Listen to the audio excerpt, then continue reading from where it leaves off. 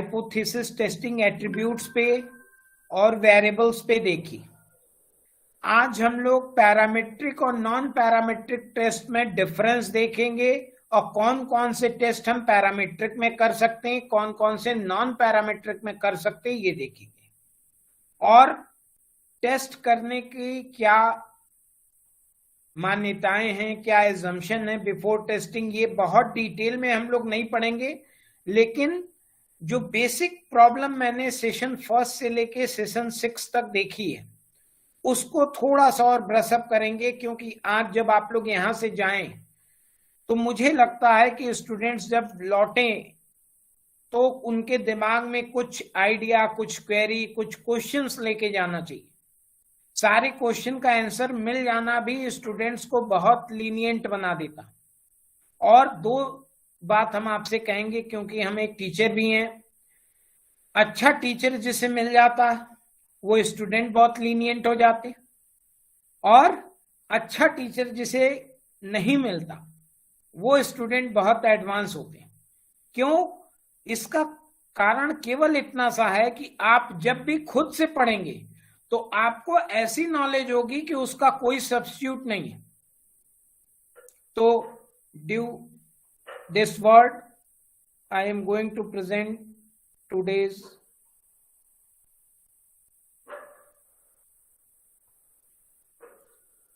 my screen visible? Yes, sir. Yes, sir. Okay. Basic understanding of hypothesis testing, parametric and non-parametric test. आज बहुत सारे question हम आप लोगों से करेंगे। What is this? क्या है ये? Anyone?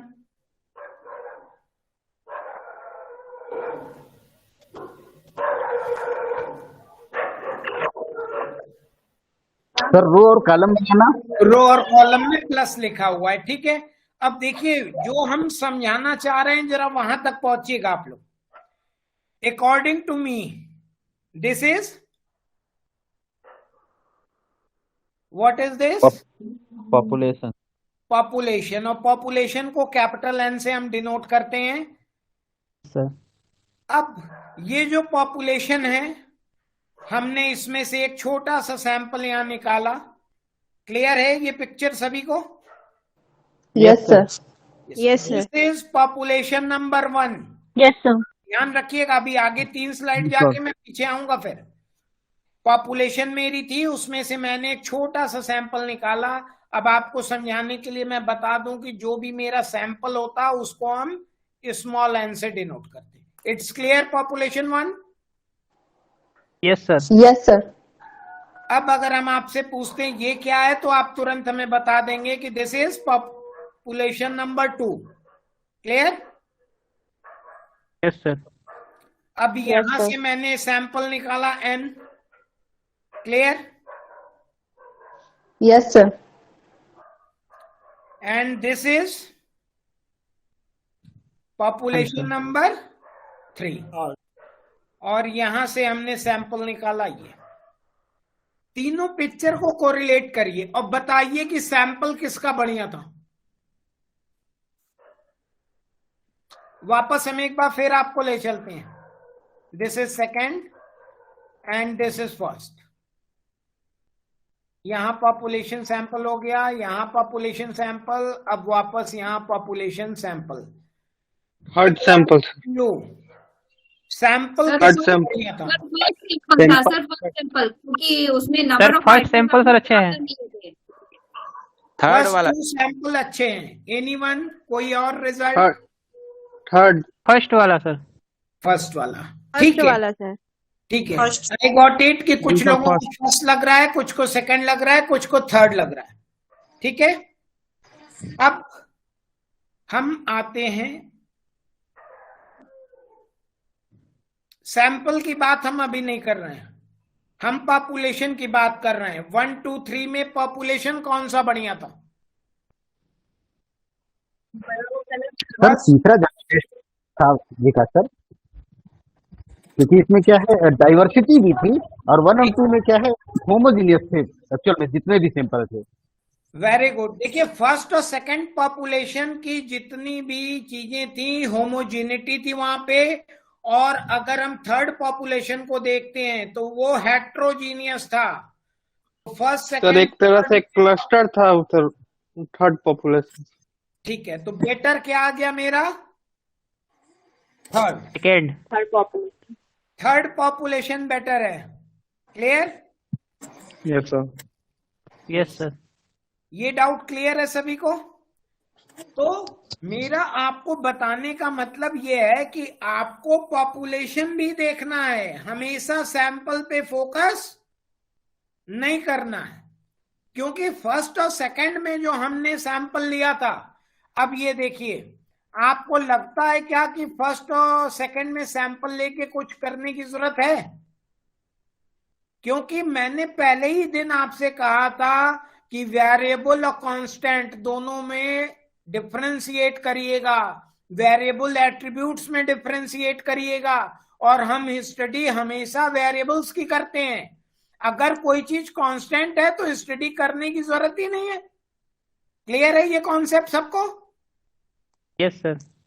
Means Yes, sir. Third में, और कॉन्सेप्ट आपको ये रखना है कि आपकी जो पॉपुलेशन हो वो हेट्रोजीनियस होनी चाहिए, होमोजीनियस नहीं होनी चाहिए। Clear? Yes sir. Second Sir, third में बेटर कौन है? थर्ड। Hello hello sir. हाँ, सर पॉपुलेशन कैसा होगा, होमोजीनियस या हेट्रोजीनियस, ये तो डिपेंड करता है हम किस टॉपिक पर रिसर्च कर रहे हैं ना। ऐसा कैसे कर सकते हैं कि heterogeneous population is better than homogeneous? Homogeneous population कहीं है क्या? सर अगर हम किसी मेडिकल चीजों पे रिसर्च कर रहे हैं तो ऑब्वियसली मेरा पॉपुलेशन मेडिकल एरिया होगा। हाँ, तो तो वहां सर कुछ भी होमोजीनियस है? सर मेडिकल के स्टूडेंट लेंगे तो वो तो एक तरह से होमोजीनियस ही हो गया ना उनका, कि ऐसा हम हाँ, उनको मेरी ऐसे। वेरिएबल्स की डिफिनेशन क्या थी कि पर्सन टू पर्सन वेरी करेगा। आप यस सर। मेडिकल के स्टूडेंट एक ही होंगे, लेकिन क्या सब एक ही दिशा में, एक ही विचार, सबकी एज एक ही, सबका वेट एक ही, सबका मेल फीमेल एक ही होगा क्या? नहीं सर, इस कैरेक्टरिस्टिक्स के बेसिस पे तो नहीं, हेट्रोजीनियस होंगे। कैरेक्टरिस्टिक्स नहीं। देखिए आपको जिस्ट में जाना है। आपको मैंने पहले भी कहा कि वर्ड्स पकड़ के नहीं स्टडी करनी है। अच्छा आप ओके। आप सोचिए कि आपकी पॉपुलेशन में वेरिएबल्स हैं, और variables means person to person vary, and same person different time में भी vary. Clear? Yes sir. Yes sir. सबको क्लियर है ये? Yes sir. सर। अब देखिए, ये पॉपुलेशन नंबर थर्ड थी मेरी, जिसे आप लोगों ने कहा था कि ये 1, 2, 3 में बेस्ट है। क्लियर? अब मेरी पॉपुलेशन फोर्थ देखिए। अब आप बताइए कि थर्ड बेटर है या फोर्थ बेटर है? आप थर्ड देखिए, ये है, और फोर्थ ये है।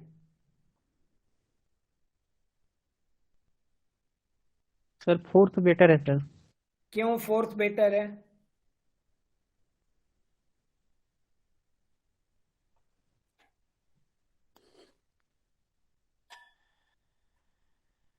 देखिए, आज टीचिंग का एकदम बेसिक कॉन्सेप्ट हम लेके आए हैं शुरू की 5 स्लाइड में, कि चित्र विधि से पढ़ाना बच्चों को जल्दी समझ में आता है। बोलिए, ये बीएड की पहली क्लास में बताया जाता है। क्यों थर्ड? सिर्फ आपका आंसर एकदम सही है कि फोर्थ बेटर है, लेकिन क्यों, हम ये जानना चाहते हैं। सर हेट्रोजिनिटी का लेवल बढ़ गया है सर फोर्थ वाले में। बहुत ही सुंदर आंसर है आपका। ठीक है, देखिए फोर्थ में क्या है कि हेट्रोजीनिटी का लेवल बढ़ गया है। मींस यहां जो आपका है, यहां पे पॉपुलेशन थर्ड में केवल आप रैंडम सैंपलिंग से काम चला सकते हैं, लेकिन जब आप पॉपुलेशन फोर्थ में जाएंगे तो आपको स्ट्रेटा बनाना पड़ेगा, स्ट्रेटिफाइड सैंपलिंग करनी पड़ेगी। Is it clear? Yes sir.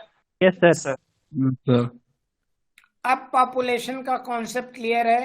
अब वापस आते हैं कि थर्ड फोर्थ में ये भी हमें पता चल गया कि मेरा फोर्थ बेटर हो गया। क्लियर?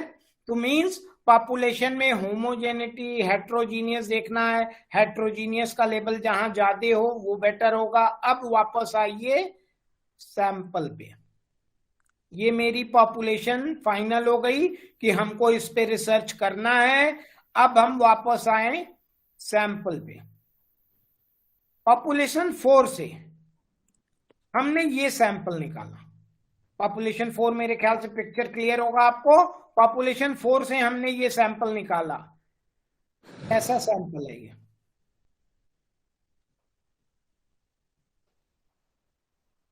अच्छा है कि नहीं है? नहीं है सर। क्यों? सर क्योंकि होमोजेनिटी हो गई इसमें फिर से। होमोजेनिटी हो गई मींस हमें लग रहा है कि कन्वीनियंट सैंपलिंग हो गई या फिर कुछ और हो गया। डेलिब्रेट सैंपलिंग हो गई। क्लियर? Yes sir. अब ये सैंपल बताइए कैसा है? सैंपल 1 ये भी सही नहीं है सर। सेकंड, नहीं sir. Same homogeneous. Third, no sir. Same, sir. Fourth, Same. Fifth, Homogeneous, sir. Sixth, Homogeneous. Homogeneous, sir. Seventh, eighth. Sir, all are homogeneous. ठीक है, क्लियर है? जो हम समझाना चाह रहे हैं वो समझिए। क्लियर है? ये सारी सैंपल्स मेरे क्या हैं? Yes, sir. Yes, sir. Homogeneous. Yes, sir. अब हम आपसे कहते कि ये सैंपल नहीं है। हम आपसे कह रहे हैं कि ये सैंपल नहीं है, ये हमने स्ट्रेटा बना दिया है। क्लियर? हम आपसे कह रहे हैं दिस इज नॉट सैंपल, हमने पॉपुलेशन में से स्ट्रेटा बना दिया है। अब इस स्ट्रेटा में हम एक सैंपल निकाल रहे हैं। अब कौन सा सैंपल है मेरा बेटर? 11 सर। 11, क्योंकि सारी कैरेक्टरिस्टिक्स लगभग इसमें दिख रही है। Clear? Yes sir. Yes, sir. अब हम एक और पिक्चर आपको दिखा रहे हैं। ट्रू रिप्रेजेंटेशन की बात हम करते हैं। Means our sample should be presented true picture of population. ये देखिए लास्ट वन। अब ये भी ठीक है, लेकिन ये क्या है? ज्यादा ठीक। ज्यादा ठीक, क्योंकि सर, ठीक यहाँ है, सर। पे कलर भी हमने अलग किया। मीन्स कुछ रेड में से लिया, कुछ ग्रीन में से लिया, कुछ ब्लू में से, कुछ डार्क ब्लू, इस तरीके से। तो अब इन सारी स्लाइड से आपको दो कॉन्सेप्ट अपना डेवलपमेंट करना है कि पॉपुलेशन कैसी होनी चाहिए और सैंपल किस लेवल पे जाके आपको ड्रॉ करना है। Is it clear to everyone? Yes, sir. Yes, sir. Yes, sir. Yes, sir. अब हम आज के टॉपिक पे आते हैं, parameters and static. Parameter is a characteristics of A population. किसी भी पॉपुलेशन की कैरेक्टरिस्टिक्स को हम पैरामीटर्स बोलते हैं। And statistic is a characteristics of a sample. ये कॉन्सेप्ट क्लियर है सबका कि अगर हम पॉपुलेशन Yes, का मीडियन Sir. मोड एसडी ये सब निकालेंगे तो उसको हम पैरामीटर कहेंगे, और अगर सैंपल का हम कैलकुलेट करते हैं तो स्टैटिस्टिक बोलते हैं। क्लियर? Sir. और बीकॉम में हम लोग सब्जेक्ट कौन सा पढ़ते हैं? Statistics. Just statistics, क्या sir. पढ़ते हैं? स्टैटिस्टिक्स। तो आप बुक अगर खोलेंगे ध्यान से मीन मीडियन मोड में, किसी भी क्वेश्चन को आप देखेंगे तो उसमें लिखा रहता है कि randomly age of 10 student collected 18, 22, 24, 18 calculate means वहां पे एक वर्ड लिखा रहेगा कि आपने 10 स्टूडेंट्स के मार्क्स को रैंडमली कलेक्ट किया और एवरेज मार्क्स बताइए या मीडियन मार्क्स बताइए या मोड कैलकुलेट करिए। तो वो सैंपल होता, रैंडमली जो भी कलेक्ट किया जाता, दैट इज कॉल्ड सैंपल, और सैंपल में हम हमेशा स्टेटिस्टिक को यूज करते और पॉपुलेशन में पैरामीटर। अब पैरामीटर्स और स्टैटिक्स, पॉपुलेशन साइज एन से, कैपिटल एन से डिनोट करते और सैंपल साइज को स्मॉल एन से। पॉपुलेशन मीन को हम म्यू से डिनोट करते और सैंपल मीन को एक्स बार से। पॉपुलेशन एसडी को ये ग्रीक वर्ड से प्रेजेंट करते और सैंपल एसडी को भी इससे। सहमत हैं आप सभी लोग? Sir. Yes, sir. Yes, sir. अब यहाँ पे Yes. कुछ लोग को क्वेरी हो सकती कि पॉपुलेशन एसडी और सैंपल एसडी दोनों को हम सेम रिप्रेजेंट कर रहे हैं, तो अब देखिए ये उसमें ऐड कर दीजिए, पॉपुलेशन के एसडी में पी और सैंपल के एसडी में एस। क्लियर है? Yes sir. Yes sir. अब सैम्पलिंग थ्योरी हमारी क्या कहती, ये लास्ट टर्म में डिस्कशन हो चुका है, फिर हम रिवीजन कर रहे हैं। Is design to attain the following objective: statistical estimation, testing of hypothesis and statistical inference. Statistical estimation आपको मालूम है कि पॉइंट एस्टिमेशन भी आप कर सकते हैं और लिमिट एस्टिमेशन भी कर सकते। और एस्टिमेशन किस लिए किया जाता? Unknown population parameter. अगर पॉपुलेशन की पैरामीटर आपको मालूम है तो एस्टिमेशन करने की जरूरत ही नहीं। टेस्टिंग ऑफ हाइपोथेसिस, आप हाइपोथेसिस में ये चेक करते हैं कि ड्यू टू चांस है और whether they are really significant. और inference, generalisation about the population, means sample के बेसिस पे आप पॉपुलेशन के बारे में कुछ जनरल आइडिया या जनरलाइज करते कि पॉपुलेशन ऐसी होगी, ऐसी होगी, ऐसी नहीं होगी। क्लियर? अब yes sir. statisticians have developed several tests for the purpose of testing of hypothesis which can be classified. देखिए लास्ट हमने देखा कि large sample test, small sample test, या टेस्ट ऑफ एट्रीब्यूट्स या टेस्ट ऑफ वेरिएबल्स, ये केवल heading है। आपको हम बता दें कि मोर देन 100 टेस्ट अवेलेबल है, मोर देन 100 टेस्ट। लेकिन ये जो पीजी यूजी लेवल्स की बुक है उसमें केवल मेन जो हेडिंग दिया है आपको, chi square test, parametric, non parametric. लेकिन अगर आप रिसर्च में जा रहे हैं तो आपको सारे टेस्ट के बारे में जानकारी होनी चाहिए। But most of the researcher हम यही सुनते हैं कि parametric test and non parametric test. ये सब थ्योरेटिकल कॉन्सेप्ट है, पीजी लेवल तक ठीक है, लेकिन जब आप रिसर्च करने जा रहे हैं तो आपको टेस्ट स्टेटिस्टिक्स पढ़ना होगा, जो पैरामेट्रिक नॉन पैरामेट्रिक से बहुत ज्यादा अलग है, लेकिन बेस्ड इसी पे है। पैरामेट्रिक टेस्ट को स्टैंडर्ड टेस्ट बोलते हैं। Standard test means ideal, it is more powerful than non parametric. Non parametric test को डिस्ट्रीब्यूशन फ्री टेस्ट बोलते। डिस्ट्रीब्यूशन फ्री टेस्ट इसलिए बोलते कि नॉन पैरामेट्रिक टेस्ट को अप्लाई करने के लिए आपको पॉपुलेशन की नॉर्मेलिटी नहीं चेक करनी पड़ती और आप डायरेक्ट नॉन पैरामेट्रिक टेस्ट को यूज कर सकते हैं। अब parametric test assume certain properties of the population from which we draw samples, assumption like observation come from a normal population. देखिए पैरामेट्रिक टेस्ट लगाने के पहले आपको केवल एक चीज देखनी है कि जिस जगह से आप पॉपुलेशन ले रहे हैं वो पॉपुलेशन कैसा होना चाहिए, नॉर्मल पॉपुलेशन होना चाहिए, मींस नॉर्मली डिस्ट्रीब्यूटेड होना चाहिए। और सैंपल साइज, पैरामीटर में सैंपल साइज भी है। पॉपुलेशन पैरामीटर, पॉपुलेशन के parameter mean SD, SD known है कि अननोन है। और आपको बता दें कि एसडी और वेरिएंस दोनों एक ही चीज है। एसडी अगर आपको नोन है तो उसका स्क्वायर कर लेंगे, वेरिएंस आ जाएगा। वेरिएंस नोन है तो अंडर रूट कर देंगे, स्टैंडर्ड डिविएशन आ जाएगा। एजम्पशंस क्या है पैरामेट्रिक टेस्ट के, कि रैंडम इंडिपेंडेंट सैंपल्स होना चाहिए। मींस जो भी आपने नॉर्मल पॉपुलेशन से सैंपल ड्रा किया वो सैंपलिंग का मेथड आपका क्या होना चाहिए, रैंडम मेथड होना चाहिए। और नॉर्मली डिस्ट्रीब्यूटेड आपकी पॉपुलेशन होनी चाहिए। ये एजम्पशन है पैरामेट्रिक टेस्ट का। और एजम्पशन पढ़ना क्यों जरूरी है, क्योंकि बिना एजम्पशन के आप पूरा हुए कोई भी टेस्ट अप्लाई नहीं कर सकते। No outliers. अब आउटलायर्स की बात हम आपको बता दें कि जो भी आपने सैंपल ड्रॉ किया है उसमें आउटलायर्स नहीं होने चाहिए। आउटलायर्स का कॉन्सेप्ट क्लियर है सबको, और कैसे आइडेंटिफाई करेंगे, और आउटलायर्स आइडेंटिफाई करने के लिए कौन सा टेस्ट है? सर टेस्ट नहीं पता है, बट आउटलायर्स क्या होते हैं ये पता है। कैसे आइडेंटिफाई करेंगे कि ये आउटलायर्स है? एक्सट्रीम वैल्यू सर,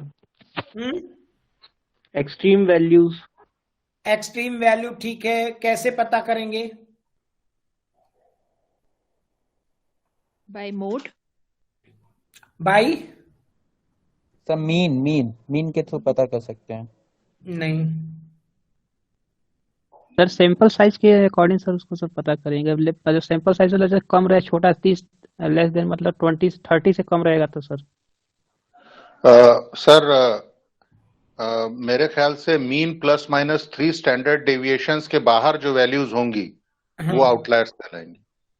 नहीं, वो तो आउटलायर्स नहीं होंगी। सर देखिए, जैसे हम आपने बताया था कि जैसे ये गूगल फॉर्म आपने फीडबैक फॉर्म भरवाया था सबसे, तो उसमें बहुत सारे लोग ने आधा इंफॉर्मेशन भरा था, तो इस वजह से भी ये आउटलायर्स आ सकता है। अगर आप लोग की इजाजत हो तो एक एक्सेल शीट जरा सा हम यहीं पे दिखा दें आपको।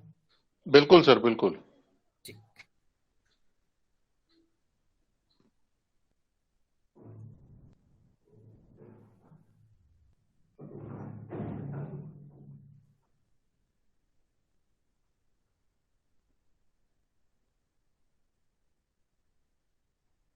ये एक्सेल शीट क्लियर दिख रही है सबको? Yes sir. Yes, sir. ये देखिए, हम थोड़ा सा इससे बचना चाह रहे थे लेकिन बताना बहुत ही जरूरी है, क्योंकि आउटलायर्स, ये देखिए हमने आप लोगों से जो डाटा कलेक्ट किया था। अब what do you prefer, theory numerical, ये एक डाटा था, स्ट्रांगली एग्री। एज, अब देखिए एज के डाटा में क्या है, किसी ने 32, 41, तो ये देखिए ओपन क्वेश्चन था, और सारे क्वेश्चन को आप लोग क्लोज एंडेड करिएगा। मींस जहां आपने पार्टिसिपेंट्स को ऑप्शन दिया, जैसे हम दिखा रहे हैं ऑप्शन की बात, एक क्वेश्चन में था ये purpose of joining open question था, तो इसमें अगर आप देखेंगे तो सबका पर्पस अलग है, किसी भी एक पर्सन का पर्पस दूसरे से मैच नहीं कर रहा है। क्लियर? तो ये ओपन क्वेश्चन है, इस तरह से क्वेश्चन से बचना चाहिए। अब देखिए ये हमने वेट किया है, ठीक है, तो इसमें भी वेट को हमने यहां क्लासिफाई किया है अलग थोड़ा। ये देखिए, ये हमने वेट को अलग किया, और इसको अलग करने के बाद हमने सबको सीरियल किया असेंडिंग और डिसेंडिंग में। तो असेंडिंग में जब मैंने वेट को किया सारे डाटा को, तो ये दिख रहा है आपको वेट? Yes, sir. विजिबल है कि नहीं? मीन्स क्या आपको लगता कि यहां कोई ऐसा पर्सन है जो 4 kg का है? No, sir. तो this is called outliers. Clear? अब इसी को जब आप एकदम नीचे आइए, ये देखिए, ये आपको लग रहा है क्या कि 445 kg का कोई पर्सन है यहाँ पे? No, sir. 150 का कोई है? नहीं सर। तो अब जब आप डाटा कलेक्ट करेंगे तो सबसे पहले उस डाटा को आप असेंडिंग या डिसेंडिंग फॉर्म में करेंगे, आपका आउटलायर्स क्लियर हो जाएगा, आपको खुद पता चलेगा कि ये आउटलायर्स है। मतलब सर इसको चेक कैसे करेंगे अगर डाटा ज्यादा है तो? आप एक्सेल पे डालिए और उसको क्लिक का बटन दबाइए और डाटा शॉर्ट लिस्टेड में जाके उसको असेंडिंग डिसेंडिंग में कर दीजिए, और जो बहुत कम होगा और बहुत ज्यादा। जैसे देखिए, हम जो स्टडी करने जा रहे हैं, हमें मालूम कि हमने फॉर्म बनाया। वो नहीं सर, जैसे आप में तो सिर्फ 2 मिस्टेक थी सर, अगर मेरे डाटा में ज्यादा मिस्टेक हो गए तो वो कैसे आइडेंटिफाई करेंगे? मैडम हम और मिस्टेक दिखाएं क्या? बहुत जल्दी में मैंने बता दिया आपको।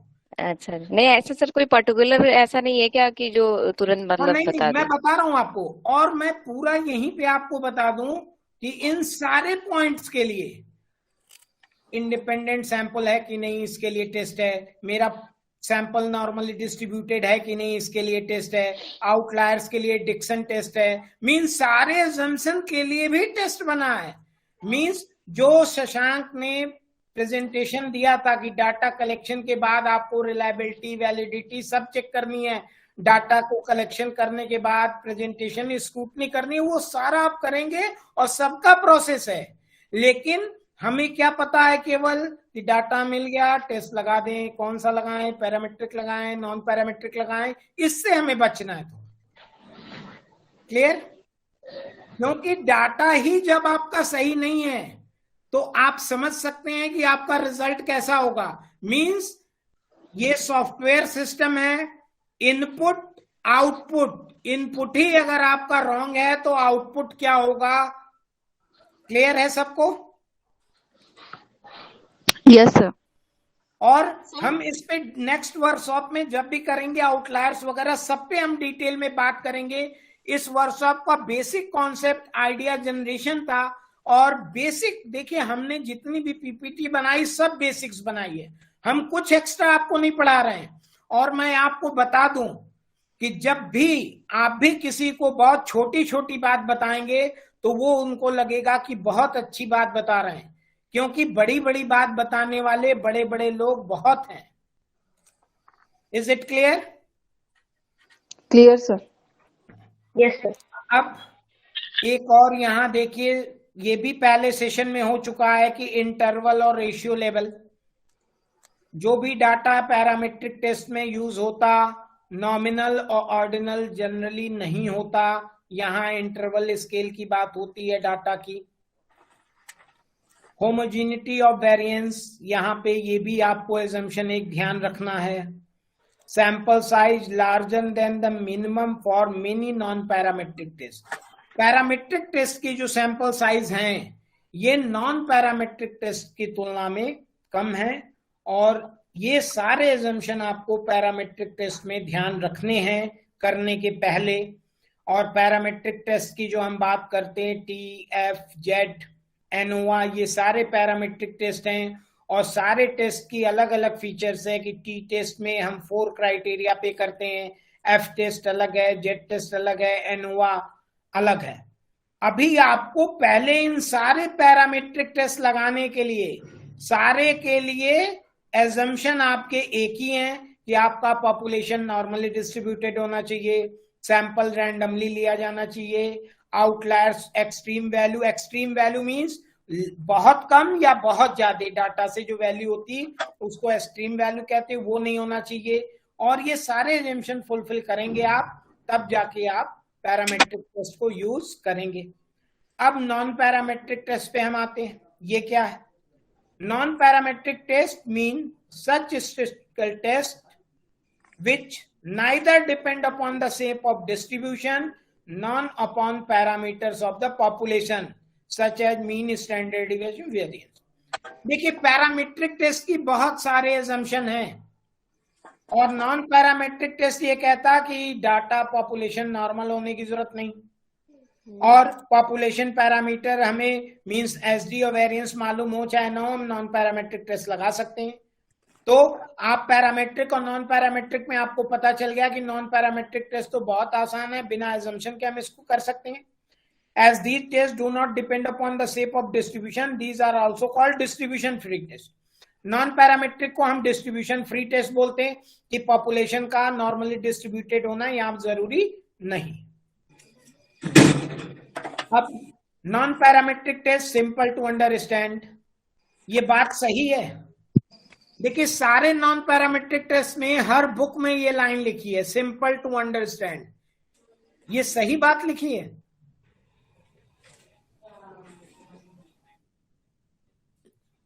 आप लोग बताइए कि आपको पैरामेट्रिक टेस्ट आसान लगता है कि नॉन पैरामेट्रिक? Parametric sir. किसके बारे में ज्यादा सुने आप लोग? टी टेस्ट, एफ सुने तो टेस्ट? सर, तो सुने सर दोनों के बारे में, लेकिन सर करने के लिए सर हम लोग टी टेस्ट या ये पैरामेट्रिक टेस्ट का ज्यादा यूज किए हैं सर। ज्यादा यूज किए हैं, जी ठीक है। मीन्स क्या नाम है आपका? कुमार सर। ठीक। बहुत बहुत धन्यवाद। देखिए बड़ा काम आप भी कर रहे हैं, बहुत मतलब पैरामेट्रिक टेस्ट तो टफ है और आप ज्यादा उसी को इस्तेमाल कर रहे हैं। लेकिन टफ क्यों कहा जाता? क्योंकि जब हम स्टैंडर्ड टेस्ट पैरामेट्रिक टेस्ट को कहते हैं, मींस वो स्टैंडर्ड है, आइडियल है। क्यों आइडियल है? क्योंकि वो पॉपुलेशन को नॉर्मली डिस्ट्रीब्यूशन, उसकी एजम्पशन ऐसी है। और पैरामेट्रिक टेस्ट को पावरफुल टेस्ट कहते हैं। लेकिन non parametric test simple to understand है, इजी टू अप्लाई है, लेस टाइम कंज्यूमिंग है, application to all type of data. Non parametric test को हम हर तरह के डाटा पे अप्लाई कर सकते हैं। डिस्ट्रीब्यूशन फ्री टेस्ट है, work with very small sample, helpful to the research, pilot study data और रेयर डिजीज। देखिए ये एक बहुत बड़ा पॉइंट यहाँ पे हम आपको क्लियर कर रहे हैं। ये क्या लिखा हुआ है? हेल्पफुल टू द,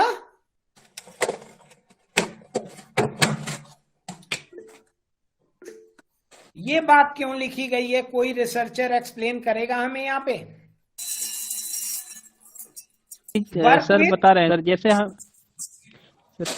जैसे सर हम लोग रिसर्च करते हैं तो पायलट स्टडी में सबसे ज्यादा यूज इसी करते हैं, मतलब फिटनेस और गुडनेस बनाने के लिए सर। ठीक है, अब पायलट स्टडी क्या होती है ये भी जरा बता दीजिए। Hello sir. हाँ सर, पायलट स्टडी है जब हम एक छोटे लेवल पे, मतलब अपने सैंपल को भी बहुत, मतलब उसका भी एक छोटा ग्राउंड लेवल हिस्से पे पे सर, जब हम करते हैं कोई भी, मतलब पहले हम नहीं, आइडिया बहुत लेने के अच्छी लिए। बात है विनय जी, बहुत अच्छी बात है। एक मिनट देखिए, यहाँ पे रिसर्चर के लिए प्राइमरी डाटा या पायलट स्टडी यहाँ पे क्या रोल है? देखिए थ्योरेटिकल नॉलेज आपको होनी चाहिए, अच्छी बात है। लेकिन आप जब भी हमसे बात करेंगे रिसर्च के सेंस में करिएगा। और यहाँ पे ये जो रिसर्चर कलेक्टिंग, देखिए हमने एक क्वेश्चन बनाया, क्लियर? हमें एक रिसर्च करनी है, हमने एक क्वेश्चन बना लिया। और पहले के सेशन में मिस्टर शशांक श्रीवास्तव ने आपको बताया था कि क्वेश्चन बना के हम करेंगे क्या, कैसे टेस्ट करेंगे कि वो रिलायबल है कि नहीं है, ठीक है कि नहीं है, कैसे पता करते हैं? सर वो हम किसी स्मॉल कंसिस्टेंसी होनी चाहिए क्वेश्चन में, वो चेक करने ठीक के है, लिए हम हमने पायलट टेस्ट का यूज कंसिस्टेंसी करते रखी है हैं। मैडम। उसके बाद मैम सर कंसिस्टेंसी उसके बाद सर ये पायलट स्टडी के थ्रू ही हम अपने क्वेश्चनियर को टेस्ट करते हैं कि सर उसकी रिलायबिलिटी और वैलिडिटी है भी कि नहीं है। वेरी गुड मैडम, बस यही बात हम सुनना चाह रहे थे कि आप अपना क्वेश्चन बनाएंगे तो सबसे पहले 10 to 20 स्टूडेंट्स या टीचर सबको देंगे, और वो जैसा फीडबैक आपको देंगे उस पे आप नॉन पैरामेट्रिक टेस्ट यूज करके अपने क्वेश्चनियर को वेल डिफाइंड करेंगे। उसके बाद आप मेन स्टडी के लिए रेडी होंगे। क्लियर? पायलट स्टडी का यहाँ रिसर्च के पहले की तैयारी है। क्लियर? Yes sir sir. एक क्वेश्चन था हाँ मैडम। सर, पायलट स्टडी तो सर। सिर्फ ये कंसिस्टेंसी चेक करने के लिए करते हैं। अगर सर मेरा क्वेश्चन लिक्विड स्केल पे ही ना हो, नॉर्मल पे हो, यस नो क्वेश्चन हो, ऐसे टाइप्स के क्वेश्चन हो, तो सर इसमें क्या चेक करेंगे फिर? और इसमें पायलट स्टडी करके तो सिर्फ हम कुछ नहीं, मतलब सर रिजल्ट तो नहीं निकलेगा कोई? रिजल्ट नहीं निकलेगा, लेकिन आपको ये पता चल जाएगा कि क्वेश्चन और ये जो नॉन पैरामेट्रिक टेस्ट आप लगा रहे हैं, ठीक है, उससे आप कुछ कंक्लूजन, मतलब देखिए पायलट स्टडी का मतलब क्या है? मतलब रिसर्च पे हर पॉइंट पे आपको एक बार रुकना है, अपना एरर मिनिमाइज करने की कोशिश करनी है, एरर चेक करना है। कोई भी रिसर्च ऐसी नहीं है जो एरर फ्री हो, लेकिन we are trying to minimize our errors. Clear है मैडम? Okay sir. मान लीजिए कि हमने क्वेश्चनर पे कोई पायलट टेस्ट नहीं किया। अब मैं आपको बता दूं कि हमने जो आप लोग का ये पायलट स्टडी फॉर्म बनाया था, वो जब 30 to 40 पार्टिसिपेंट ने फिलअप कर लिया, उसके बाद हमें पता चला कि इसमें पीजी और रिसर्च स्कॉलर के अलावा एक फैकल्टी का भी कॉलम होना चाहिए था। क्योंकि बहुत सी फैकल्टी ऐसी है जो फैकल्टी है लेकिन रिसर्च अभी शुरू नहीं की है, वो नेट जेआरएफ के बेस पे फैकल्टी है। तो सर ये वैलिडिटी की बताया ना सर ये चीज तो। मीन्स मेरा कहने का मतलब कि वैलिडिटी, रिलायबिलिटी और नॉन पैरामीट्रिक टेस्ट मतलब कई सारी चीजें आप पायलट स्टडी के थ्रू चेक कर सकती। Okay okay sir. सर क्योंकि मैंने पढ़ा था सर, जो इस तरह की जो टेस्टिंग होती है, जो हम ये कंटेंट टेस्ट करते हैं तो उसको वैलिडिटी बोलते हैं, और अगर हम कंसिस्टेंसी चेक कर रहे हैं किसी क्वेश्चन के जो लिक्विड स्केट पर बेस्ड है, तो उसको रिलायबिलिटी बोलते हैं। एकदम एकदम वो एग्जैक्टली सही पढ़ा है आपने। अब देखिए नॉन पैरामीट्रिक टेस्ट में कौन कौन सा टेस्ट है? Sign test, run test, Wilcox test, I square test, ये सारे टेस्ट आपके नॉन पैरामीट्रिक टेस्ट में हैं। अब parametric versus non parametric test की हम बात कर लेते हैं थोड़ी देर। देखिए पैरामीट्रिक में जहां पे हम एनी क्वेश्चन? सर हमारा पॉपुलेशन नॉर्मली डिस्ट्रीब्यूटेड है, वो पता कैसे चलेगा? कोई टेस्ट होता है उसके लिए? यस मैडम, उसके लिए भी टेस्ट होता है। ओके सर, क्या बताएंगे कौन सा टेस्ट होता है ताकि अभी हम बता देंगे मैडम, बस ये let me complete after that. Okay sir. Independent sample t test, देखिए ये पैरामीट्रिक टेस्ट में हम लोग लगाते हैं, लेकिन अगर नॉन पैरामीट्रिक में हमें लगाना है तो हम क्या करेंगे? पैरामीट्रिक टेस्ट में independent sample t test, pair sample t test, one way ANOVA, one way repeated measures ANOVA, ये सारे पैरामीट्रिक टेस्ट हैं। लेकिन अगर इन्हीं टेस्ट को हम नॉन पैरामीट्रिक टेस्ट में करना चाहते तो हम इंडिपेंडेंट सैंपल टी टेस्ट की जगह Mann Whitney test non parametric का है, सेम है, दोनों में कोई डिफरेंस नहीं है। बट अगर आप पैरामीट्रिक में करना चाहते हैं तो आपको देखना पड़ेगा कि आपकी पॉपुलेशन नॉर्मल हो, लेकिन अगर आप ये नहीं चेक कर पाते तो मेन विटनी टेस्ट लगा के आप नॉन पैरामीट्रिक टेस्ट से अपना कंक्लूजन ड्रॉ कर सकती है।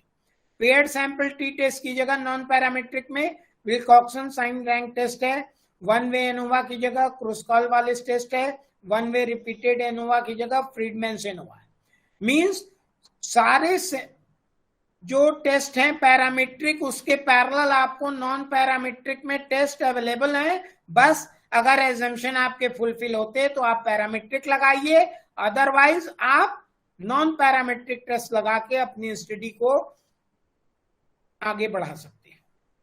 अब कंपैरिजन दोनों में करते हैं, पैरामीट्रिक और नॉन पैरामीट्रिक में। एप्लीकेबिलिटी पैरामीट्रिक वेरिएबल्स पे होता और नॉन पैरामीट्रिक वेरिएबल्स और एट्रीब्यूट्स दोनों पे हम कर सकते हैं। Is it clear to everyone? Yes sir. Measurement, parametric का जो मेजरमेंट स्केल है वो इंटरवल रेशियो है, और नॉन पैरामीट्रिक का नॉमिनल एंड ऑर्डिनल स्केल पे भी हम कर सकते। सेंट्रल टेंडेंसी पैरामीटर का मीन है और नॉन पैरामीट्रिक का मीडियन है। पावरफुल कौन है दोनों में? पैरामीट्रिक मोर पावरफुल है और नॉन पैरामीट्रिक लेस पावरफुल है। मींस मोर पावरफुल मींस कि हमारी एजम्पशन जब फुलफिल होती तो पैरामीट्रिक टेस्ट है, और वो ज्यादा पावरफुल होगा अगर हम सर्टेन एजम्पशन को फॉलो करते हुए चेक करेंगे। पॉपुलेशन पैरामीट्रिक में नोन होता, नॉन पैरामीट्रिक में अगर पॉपुलेशन के बारे में आपको कोई आइडिया नहीं है तो भी नॉन पैरामीट्रिक टेस्ट आप कर सकते। नॉन पैरामीट्रिक टेस्ट ऐसी स्टडी के लिए बेटर है जहां पॉपुलेशन अवेलेबल ना है। कोरिलेशन टेस्ट पैरामीट्रिक में Karl Pearson coefficient of correlation आप कैलकुलेट करते हैं, नॉन पैरामीट्रिक में स्पियर्समैन रैंक कोरिलेशन आप करते। टेस्ट स्टेटिस्टिक्स, यहाँ पैरामीटर में नॉर्मली डिस्ट्रीब्यूशन होना चाहिए, और ये आर्बिट्रेरी नॉर्मली हो भी सकता है, नहीं भी, और पावरफुल हम पहले ही डिस्कशन कर चुके हैं। अब टेस्टिंग हाइपोथेसिस के ये 5 स्टेप्स हम लोग 2 दिन से कर रहे हैं। सबसे पहले एजम्पशन और टेस्ट की जो जो रिक्वायरमेंट है, मींस आप टी टेस्ट कर रहे हैं, एफ टेस्ट कर रहे हैं, जेड टेस्ट कर रहे हैं, ANOVA, one way, repeated ANOVA या sign test, U test, H test, कोई भी टेस्ट आप कर रहे हैं उसकी रिक्वायरमेंट पूरी होनी चाहिए। और नल हाइपोथेसिस आप पहले अपनी क्लियर करेंगे। Select the sampling distribution, establish critical reason, means आप नल हाइपोथेसिस को कब एक्सेप्ट करेंगे, कब रिजेक्ट करेंगे, उसका क्रिटिकल रीजन आप डिसाइड करेंगे। कंप्यूट टेस्ट स्टेटिस्टिक्स, जो भी टेस्ट स्टेटिस्टिक्स आप यूज कर रहे हैं, difference upon standard error of mean, difference upon standard error of median, जो भी आप यूज कर रहे हैं उसको कंप्यूट करेंगे और फिर मेक ए डिसीजन और अपने रिजल्ट्स को फिर इंटरप्रेट करेंगे। ये हाइपोथेसिस टेस्टिंग के सारे स्टेप्स हैं और ये सारे टेस्ट जो मैंने आज आपको थ्योरेटिकल बताए, ये पैरामीट्रिक हैं और ये नॉन पैरामीट्रिक टेस्ट हैं। और कभी अगर नेक्स्ट वर्कशॉप में मुलाकात हुई तो हम लोग इसको और डिटेल में डिस्कशन करेंगे। इस वर्कशॉप का कॉन्सेप्ट केवल बेसिक अंडरस्टैंडिंग था। और अब हम आते हैं कॉन्सेप्ट ऑफ द वर्कशॉप।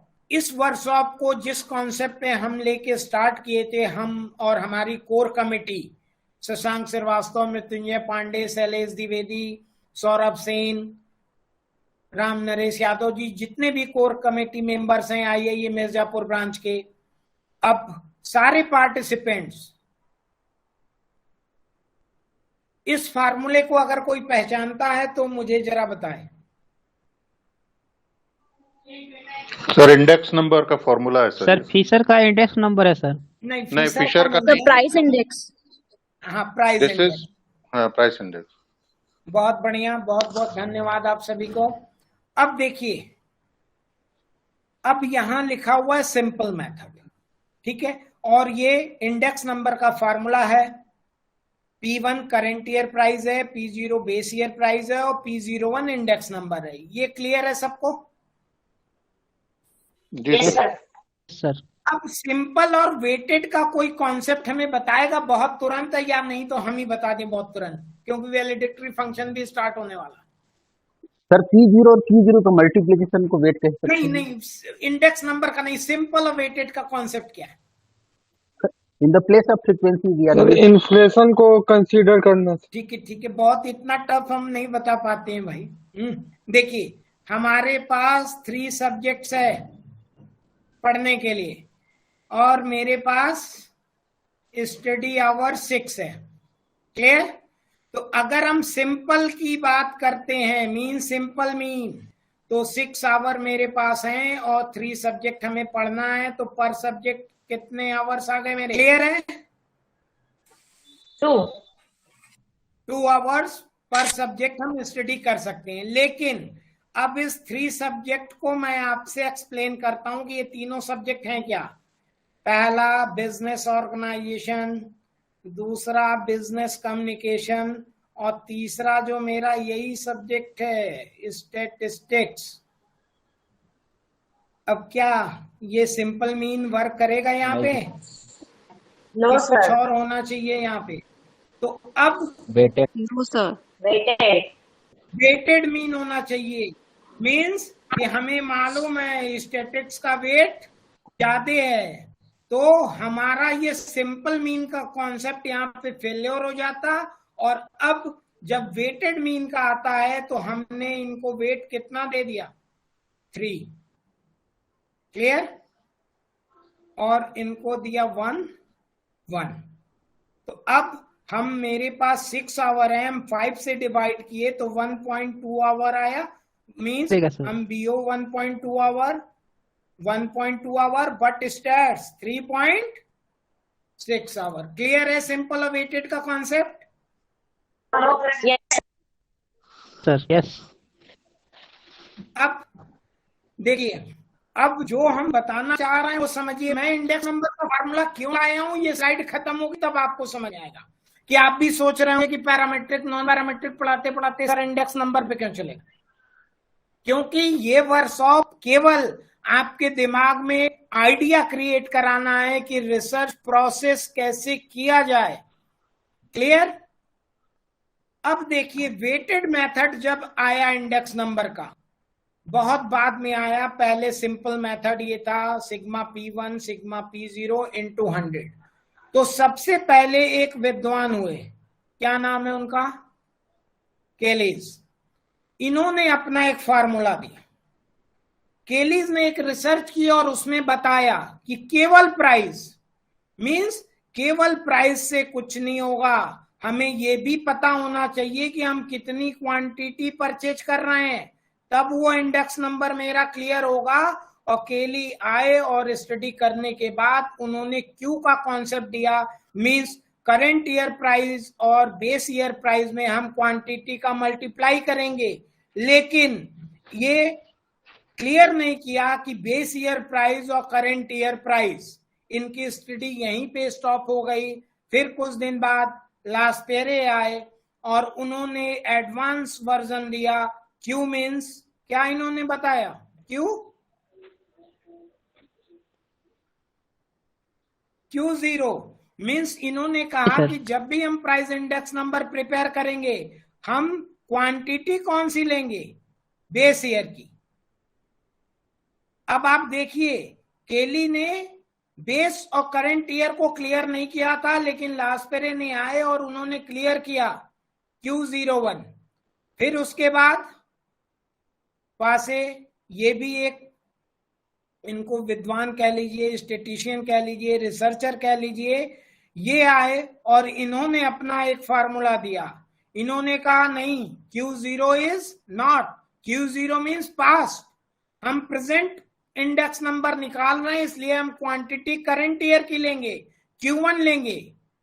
और फिर इसके बाद मार्शल एंड एजवर्थ आए, उन्होंने कहा कि नो इट्स नॉट ट्रू, हम बेस ईयर और करंट ईयर दोनों की क्वांटिटी का हम एवरेज लेंगे, नहीं हम बेस ईयर क्वांटिटी लेंगे, नहीं हम करंट ईयर लेंगे, हम दोनों का एवरेज, सिंपल एवरेज। फिर इसके बाद डॉर्विस और बाउले आए, उन्होंने कहा कि लास्पेरे और पासे दोनों के फार्मूले का हम 1/2 लेंगे, means Q0 quantity base year plus quantity current year, उसका 1/2 करेंगे, दिस इज एप्रोप्रिएट। उसके बाद फिशर आए, फिशर ने कहा कि नो, हम यहाँ सिंपल मीन तो लेंगे ही नहीं, यहाँ भी 2 का मतलब सिंपल मीन है, यहाँ भी 1/2 का मतलब सिंपल मीन है। और अगर आप मीन पढ़ेंगे तो मीन की कैरेक्टरिस्टिक्स में लिखा हुआ है कि जहां भी हम प्राइस के ग्रोथ की इंक्रीज डिक्रीज का एवरेज हमें निकालना होता, वहां के लिए सुटेबल एवरेज क्या होता, कोई बताएगा? जब हम ग्रोथ का एवरेज निकाल रहे हैं, ज्योमेट्रिक मीन, वेरी ट्रू। और फिशर का जो इंडेक्स नंबर आया, it is based upon geometric mean. अब आप हमें बताइए, जिस पहले क्वेश्चन से हमारे पहले रिसोर्स पर्सन शशांक श्रीवास्तव जी ने वर्कशॉप स्टार्ट किया था, व्हाट इज रिसर्च, हम वहीं पे आके खड़े हो गए। और इंडेक्स नंबर का ये फार्मूला दिखाने का मेरा ऑब्जेक्टिव केवल इतना था कि केली, लास्पेरे, पासे, मार्शल, एजवर्थ, बाउले, फिशर, स्टेप बाय स्टेप क्या हो रहा है यहाँ पे, क्रिएशन ऑफ नॉलेज हुई कुछ भी? रिसर्च क्या है? Research is a creation of new knowledge और extension of existing knowledge. Means किसी ने आके कहा कि Q, किसी ने कहा Q0, किसी ने कहा नो Q1, किसी ने कहा average of Q0 plus Q1, किसी ने कहा नहीं लास्पेरे प्लस पासे का एवरेज, किसी ने कहा कि no it is based on geometric mean. और सबसे ज्यादा फेमस फिशर हुए, और फिशर का इंडेक्स नंबर ही आइडियल इंडेक्स कहा जाता है क्योंकि वो ज्योमेट्रिक मीन पे बेस्ड है। और this is the concept of the workshop कि हम कुछ भी नया रिसर्च में जल्दी नहीं खोज सकते, लेकिन क्रिएशन ऑफ न्यू नॉलेज करना बहुत कठिन है, but we create extension of existing knowledge. जो भी नॉलेज है उसमें हम कुछ एड ऑन कर सकते हैं। This is the concept of this workshop and thank you one and all. Hello sir, hello. Yes. Thank you so much sir. Sir मेरी क्वेरी थी, हाँ हाँ सर आपने आउटलायर के बारे में जो आज बताया सर, हाँ हाँ। तो सर आउटलायर का इफेक्ट हमारे मीन मीडियन मोड तीनों पे पड़ता है या केवल मीन पे इसका इफेक्ट पड़ता है? अब हम आपको बता दें कि आउटलायर जो एक्सट्रीम वैल्यू होती है केवल वो मीन को इफेक्ट करती। और क्लियर करें कि हो गया इफेक्ट इससे? अगर टाइम हो तो कर दीजिए, अदरवाइज नेक्स्ट वर्कशॉप में फिर से इसको करते हैं। देखिए आप सभी को मेरे ख्याल से मालूम होगा, क्योंकि मेरे सारे स्टूडेंट को इसका आंसर रटा हुआ है। जब भी हम पूछते हैं वो बता देता कि मीन कितना आएगा, 6। क्लियर है? और अगर इसका हम मीडियन निकालते हैं इस डाटा का, तो मीडियन क्या होता? 6। मीडियन भी 6 आएगा, क्योंकि हम वहां n+1 अपॉन सेकेंड आइटम करेंगे तो n+1, 5+1/2 करेंगे तो थर्ड आइटम, और ये असेंडिंग में करना है तो असेंडिंग में है थर्ड आइटम, ये मीडियन भी 6 आएगा। ठीक है। अब हम आपको कहते हैं कि यहां एक आउटलायर 10 की जगह 100 आ गया। 10 की जगह 100 होने से क्या होगा? 108, 114, 20 मीन्स ये जो मेरा मीन है, अब मेरा मीन क्या हो गया? 24। क्लियर है? Yes sir. लेकिन अब मीडियन मेरा अभी भी क्या है? थर्ड आइटम है, तो थर्ड आइटम मेरा अभी भी क्या है? 6 है। मीन्स आउटलायर्स केवल मीन को इफेक्ट करता। और मैं आपको बता दूं कि अगर आप बहुत ही आराम से मीन मीडियन मोड को ही देखेंगे तो आपको पता लग जाएगा कि किसी भी स्टैट्स की बेसिक बुक उठाइए और मीन और जितने भी मीन मीडियन मोड हैं उनके आगे उनकी प्रॉपर्टीज लिखी रहती, और वो प्रॉपर्टीज जो होती है मैथमेटिकल प्रॉपर्टीज होती है जो कि टेस्टेड है। तो आप उसको पढ़ेंगे तो आपका ये सारा कॉन्सेप्ट क्लियर हो जाएगा। Thank you so much sir. Thank you.